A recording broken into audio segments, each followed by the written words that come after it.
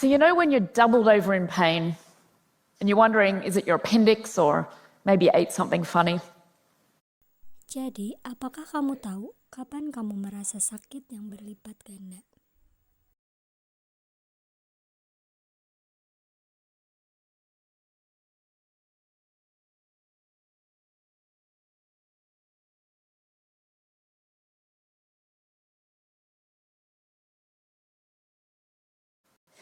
Well, when that happens to me, I call my friend Sasha.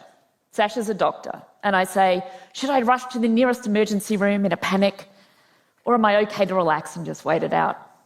Nah, ketika itu terjadi pada saya menelpon teman saya. Dia seorang dokter dan saya berkata haruskah saya pergi ke ruang gawat darurat terdekat, panik atau saya baik-baik saja bersantai dan menunggu. Yes, I am that annoying friend. Ya, aku adalah teman yang menyebalkan.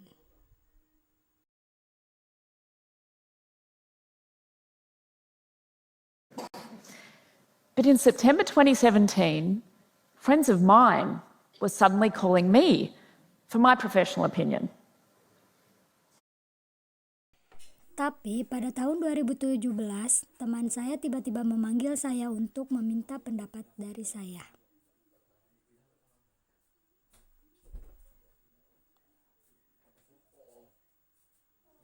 And no, I'm not a doctor, but they were asking me questions of life and death. Saya bukan seorang dokter, tetapi dia menanyakan tentang hidup dan mati.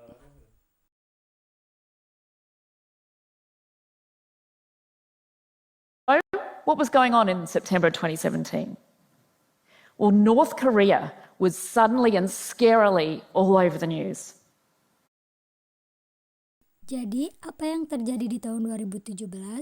Di Korea Utara tiba-tiba ada berita yang menakutkan.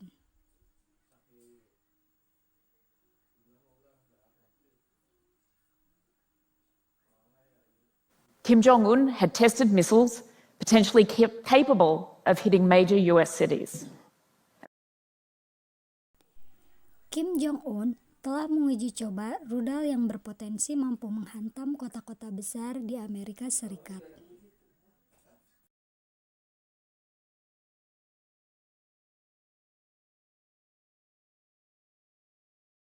President Trump had responded with tweets of fire and fury. And there was Dan Presiden Trump telah menanggapi dengan api dan kemarahan. Dengan emosi real concern that tensions would escalate to a potential war or even nuclear weapons use. Dan ada kekhawatiran nyata bahwa ketegangan akan meningkat bahkan hingga menggunakan senjata nuklir oleh Amerika Serikat untuk menyerang balik Kim Jong-un. So what my friends were calling and asking was, should they panic or are they okay to relax? Jadi apa yang teman saya telepon dan tanyakan adalah apakah mereka harus panik atau bersantai menanggapi semua yang terjadi. But really, they were asking me a fundamental question. Am I safe? Tapi sebenarnya dia bertanya akan hal yang mendasar. Apakah saya sendiri aman? Tinggal di kota yang sedang ada. While I was reassuring them that no, they didn't need to worry just yet, the irony of their question dawned on me. Ketika saya meyakinkan mereka tidak perlu khawatir dulu. Ironi pertanyaan mereka muncul di benak saya. I hadn't really thought about is that we've all been living under a much larger cloud for decades, potentially a mushroom cloud, without giving it much thought. Apa yang mereka pikirkan adalah bahwa kita semua telah hidup di bawah awan yang jauh. Lebih besar selama beberapa dekade.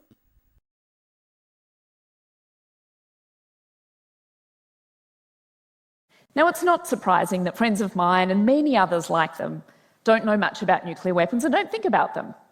After all, Sekarang tidak mengherankan bahwa teman saya dan banyak orang lainnya tidak tahu banyak tentang senjata nuklir karena mereka benar-benar tidak memikirkannya. the end of the Cold War, the United States and Russia, tension abated. We started dismantling nuclear weapons and they started to become a relic of the past. Lagi pula, akhir dari sebuah perang dingin, ketegangan antara Amerika Serikat dengan Rusia mereda.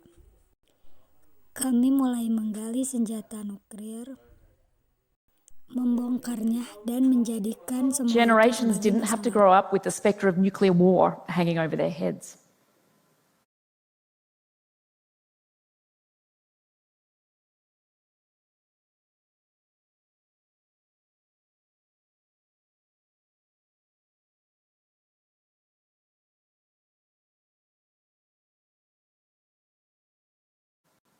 And there are other reasons people don't like to think about nuclear weapons. It's scary, overwhelming. I get it.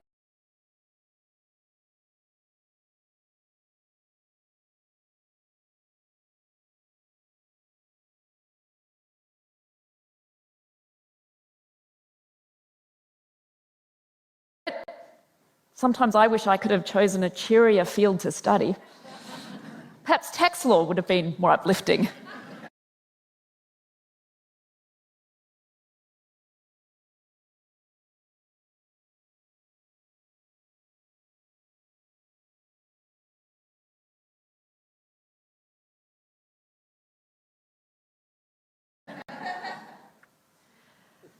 But in addition to that, people have so many other things to think about in their busy lives, and they'd much prefer to think about something over which they feel they have some semblance of control.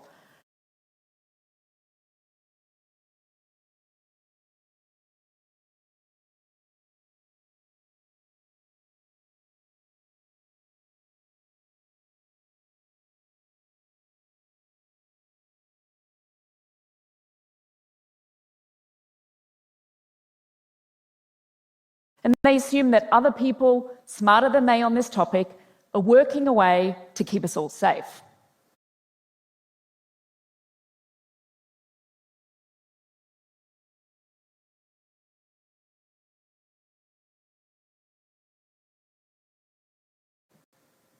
And then there are other reasons people don't talk about this. And one is because we as nuclear experts use a whole lot of convoluted jargon and terminology to talk about these issues.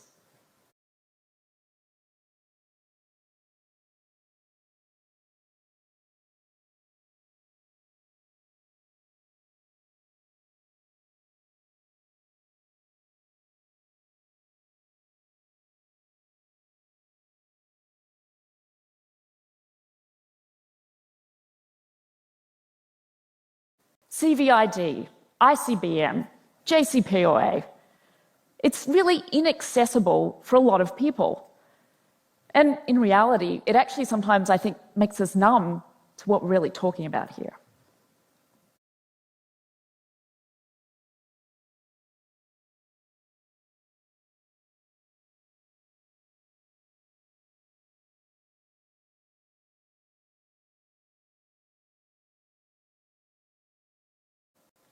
And what we are really talking about here is the fact that while we've made dramatic reductions in the number of nuclear weapons since the Cold War, right now there are almost 15,000 in the world today.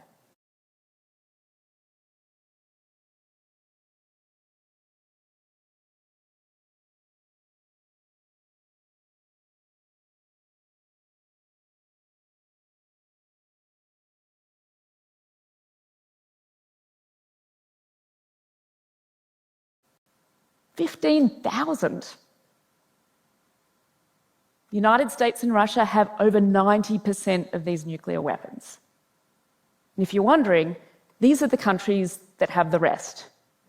But they have far fewer, ranging in the sort of 300-ish range and below.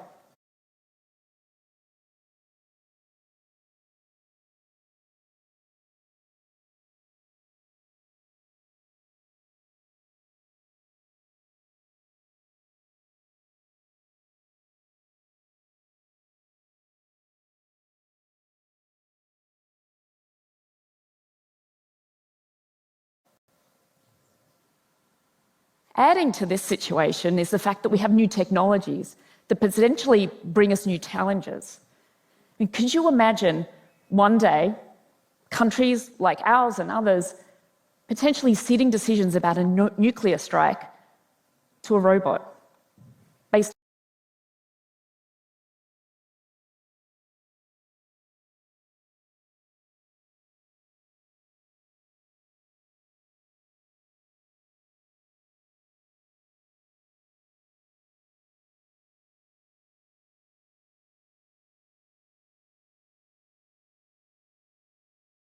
on algorithms? And what data do they use to inform those algorithms? This is pretty terrifying.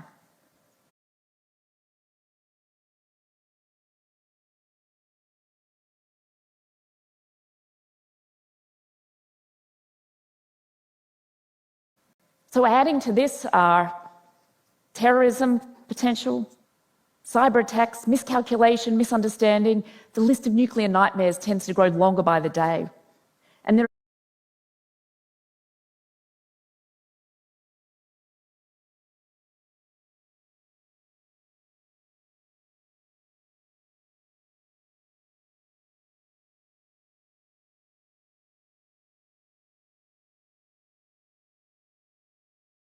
are a number of former officials, as well as experts, who worry that right now we're in greater danger than we were in various points in the Cold War.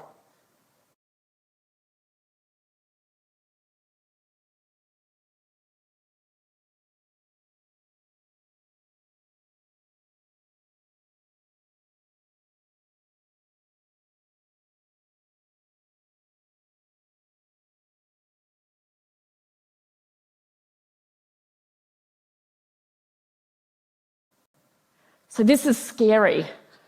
What can we do? Well, thankfully, we don't have to rely on the advice from the 1950s. We can take some control, and the way we do that is by starting to ask some fundamental questions about the status quo and whether we're happy with the way it is.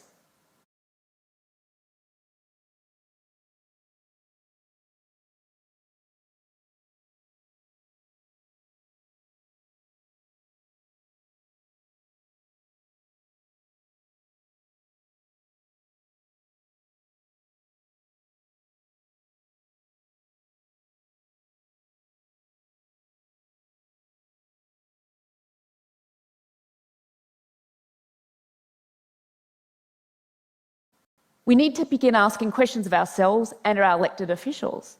And I'd like to share 3 with you today.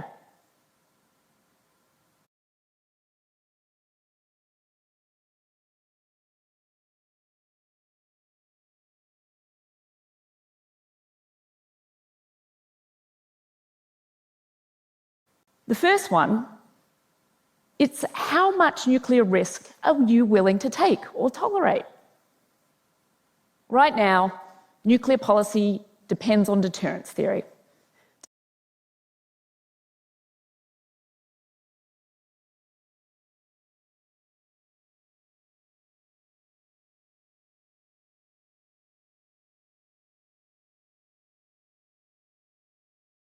Developed in the 1950s, the idea is that one country's nuclear weapons prevents another country from using theirs.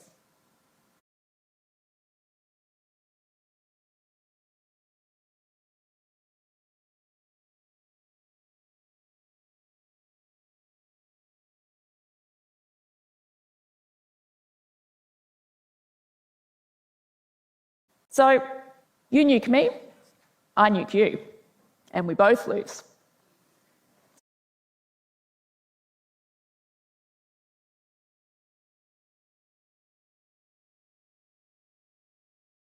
So in a way, there's a stalemate. No one uses their weapons and we're all safe.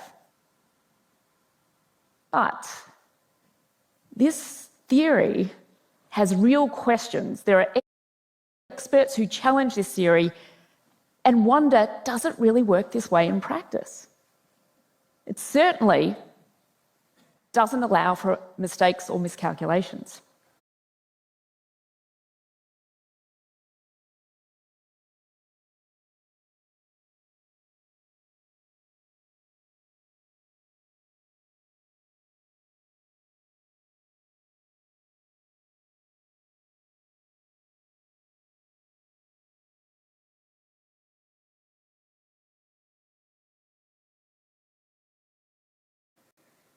Now, I don't know about you, but I feel pretty uncomfortable gambling my future survival, yours, and our future generations on a theory that is questionable and doesn't allow any room for mistake.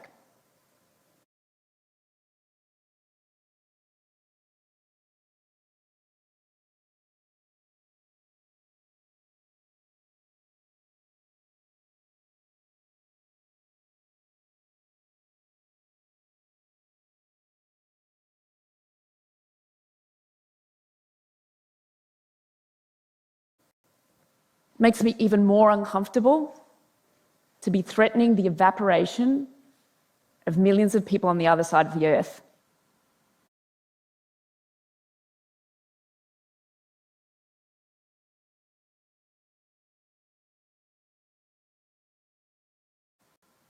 Surely we can do better for ourselves, drawing on our ingenuity to solve complex problems as we have in the past.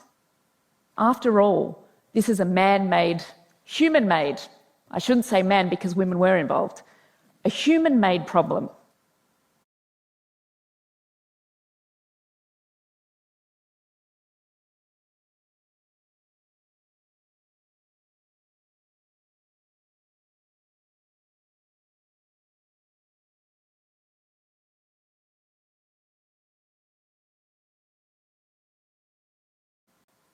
We have human solutions that should be possible.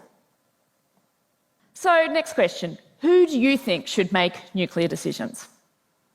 Right now, in this democracy, in the United States, one person gets to decide whether or not to launch a nuclear strike.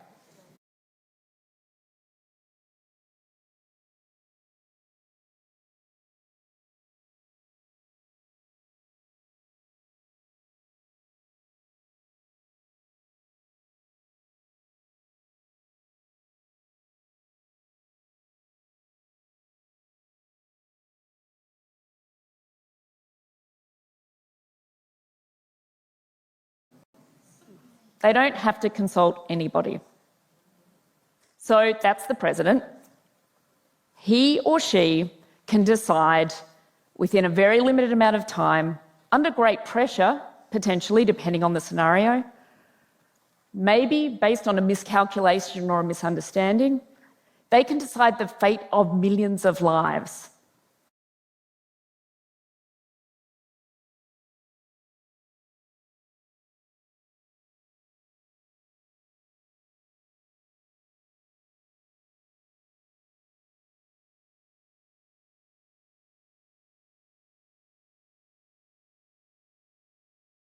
Yours, mine, our communities. And they can do this and launch a nuclear strike, potentially setting in motion the annihilation of the human race.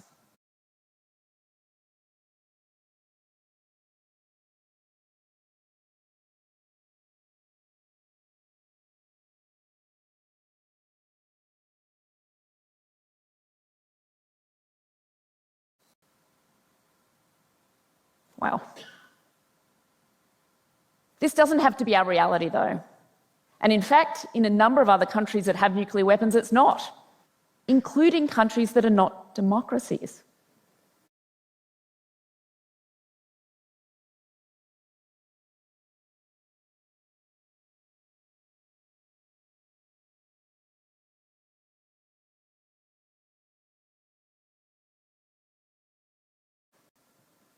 We created this system, we can change it. And there's actually movement underway to do so.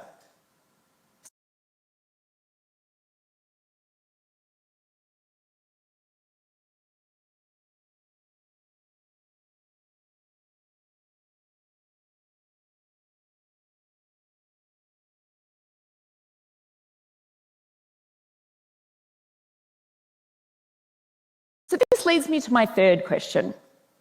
What do your elected officials know about nuclear weapons, and what types of decisions are they likely to take on your behalf? Well, Congress has a very important role to play in oversight and interrogating US nuclear weapons policy. They can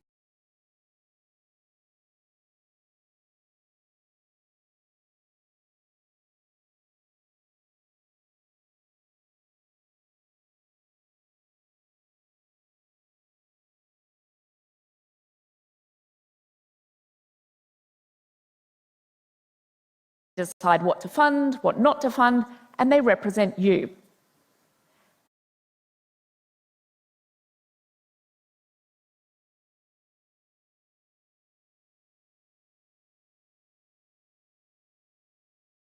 Now, unfortunately, since the end of the Cold War, we've seen a real decline in the level of understanding on Capitol Hill about these issues.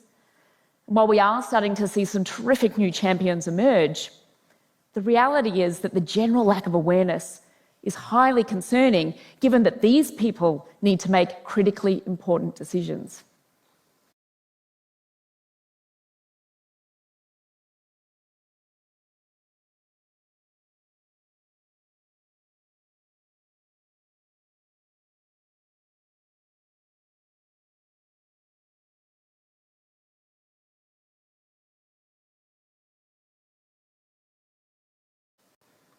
To make matters worse, the political partisanship that currently grips Washington also affects this issue. This wasn't always the case, though. At the end of the Cold War, members from both sides of the aisle had a really good understanding about the nuclear challenges we were facing and worked together on cooperative programs.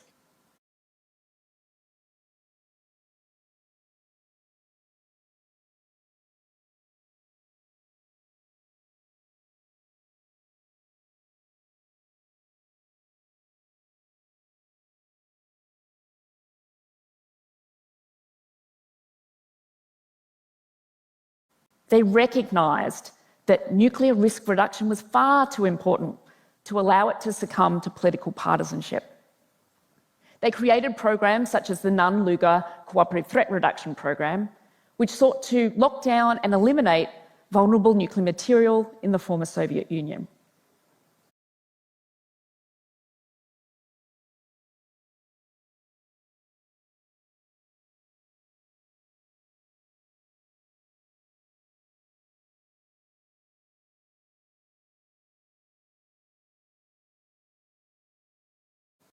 So we need to return to this era of bipartisanship, mutual problem solving, that's based on understanding and awareness about the challenges we face and the real nuclear dangers.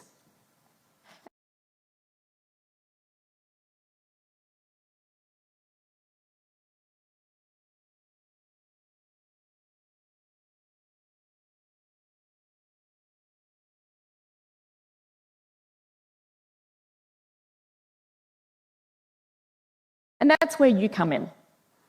Public pressure is important. Leaders need a constituent base to act. So create that constituent base by asking them some simple questions.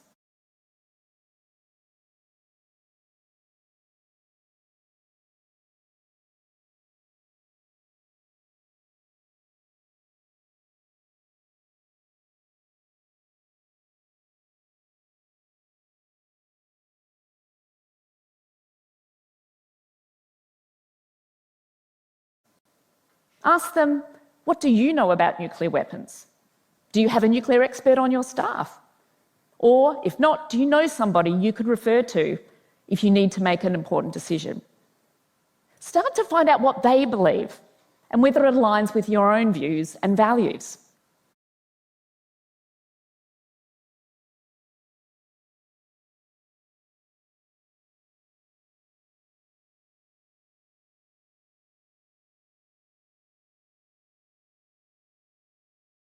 Ask them, how would you choose to spend US national treasure? On a new nuclear arms race or another national security priority, such as cybersecurity or climate change?